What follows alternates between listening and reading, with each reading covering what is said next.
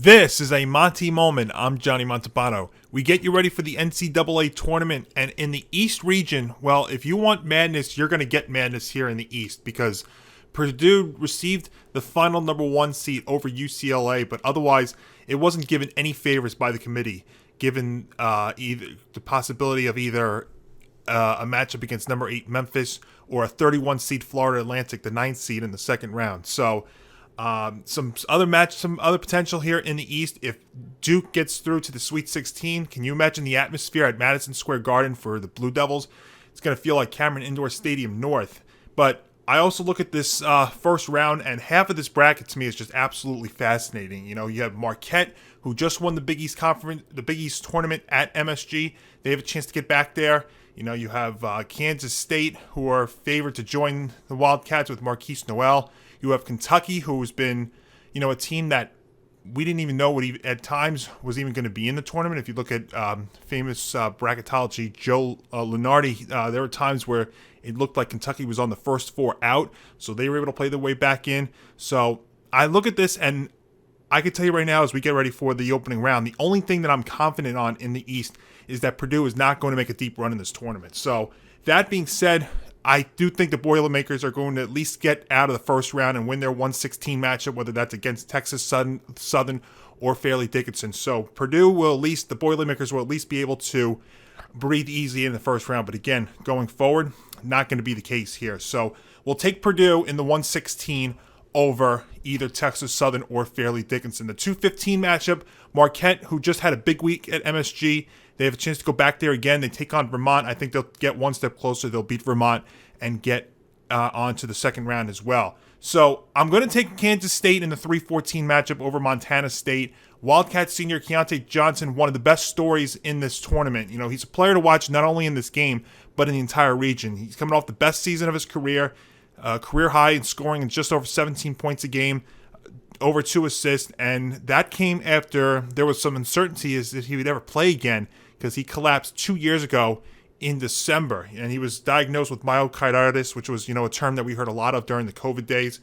He was actually in a medically induced coma for 3 days, and now he's back, and he's at the top of his game. So a great story, and one of the best players, and the player to watch, in my opinion, in this region is Wildcat senior Keontae Johnson. I'll take Kansas State over Montana in the 3-14. Now, this is where you start sweating, and this is where I started to have some problems with these because as much as I'm wanting to pick upsets, and I think we're going to see some, these next couple of games are really, really close. And Tennessee, Louisiana in the 4-13, to me, it's going to be a lot closer than it looks. You know, the Volunteers, they've lost 2 of their last 3 games. Their star point guard, Ziake Siegler, was lost for the year due to an injury. You have veteran Santiago Vescovi having to play more on the ball, which is weakening the Volunteers at 2 positions. In the team's 2 defeats since their star guard went out, total of 30 assists but 25 turnovers. And they don't struggle often to defend the interior, but Jordan Brown, Louisiana's big man, he's going to challenge that. He's 6'11", 225. He's averaging over 19 points a game as a junior. I think Tennessee wins, but I think it's going to be very, very close. And, you know, a couple of weeks ago, this kind of matchup, I think Tennessee would have gotten by them easily. I still think they will, but the Volunteers are going to be sweating to get past Louisiana. They're going to give them that kind of special in the 4-13, but take the Vols in the 4-13. I love this 5-12 matchup in the East. You got Duke, Oral Roberts. John Shire, first-year head coach for the Blue Devils, has gotten them playing hot at the right time.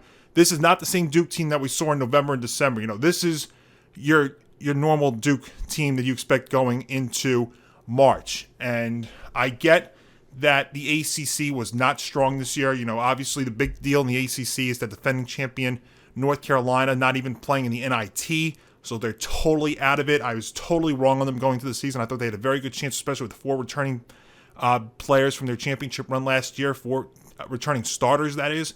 And they couldn't do it. And you know what? I give Duke a lot of credit because I thought this was a year that, you know, was going to be a transitional year, going to be a tough time for them. It looked like that at the start of the year. But again, you know, you look at them and they're coming off of an ACC tournament win where they got past a 5 tournament seed in Miami, a number 4 tournament seed in Virginia by a combined 17 points. If you throw in their quarterfinal win against Pittsburgh, who's a tournament number 11 seed, 47-point margin of victory with those 3 games. And go back to their last regular season game against North Carolina at the Dean Dome, a game that the Tar Heels needed to reach the NCAA tournament, and they disposed of them. So, like I said, this February-March Duke team, much different than the November Duke team.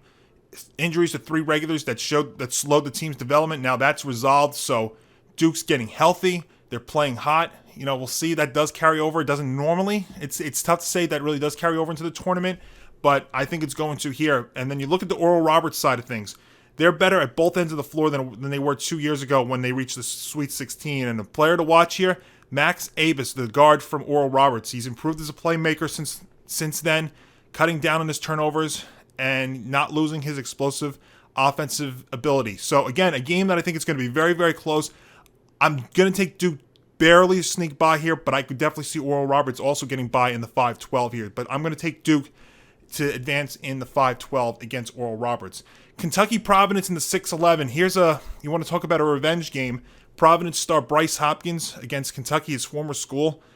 Hopkins was a combo forward who has exploded under head coach Ed Cooley after he was really just more of an afterthought in one season with John Calipari. So he's going to have a chip on his shoulder in this meeting. But while Kentucky has struggled at times this year, Providence right now heading into this with a big skid. So I'm going to take John Calipari and the Kentucky Wildcats in this 6-11 matchup.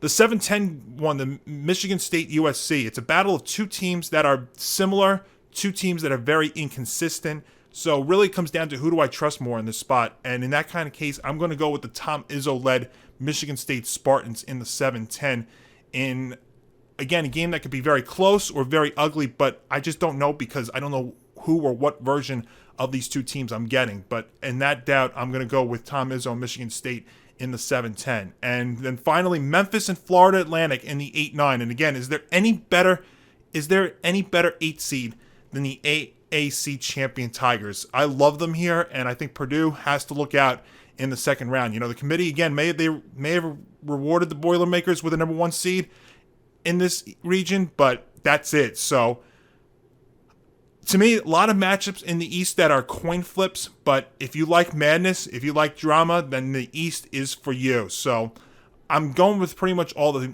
better seeds, at least, but again, I'm looking at 4 or 5 games that I think are going to be very, very close to watch here going into the second round. I'm also looking for Purdue to be on upset alert in the second round against Memphis, a team that I think very quietly can make a very, very deep run in this tournament. For more, like us on Facebook and Twitter at GameOnETB. You can follow me on Twitter at Montalbano NY. Also, subscribe to our YouTube channel at youtube.com/ETB Network, where you can catch all of our Montie Moment March Madness predictions and previews. And, of course, check out our website at etbpodcast.com. This has been a Montie Moment. I'm Johnny Montalbano.